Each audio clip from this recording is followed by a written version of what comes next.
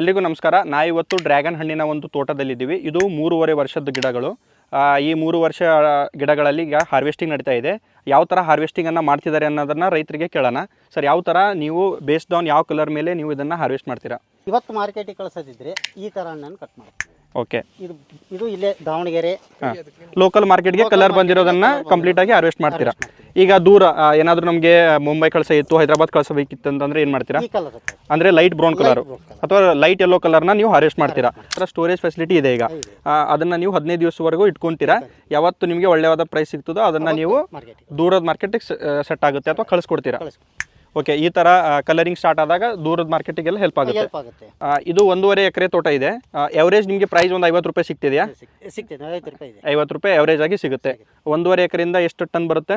ನಮ್ದು 1.5 ಎಕರೆಯಿಂದ ಜೂನಿಂದ ನವೆಂಬರ್ ಒಳಗೆ 20 ton 20 ton ಆಗುತ್ತೆ ಅಂತಂದರೆ 10 ಲಕ್ಷ 1.5 ಎಕರೆಯಿಂದ ಡ್ರ್ಯಾಗನ್ ಹಣ್ಣಲ್ಲಿ ಬೆಳಿಬೋದು.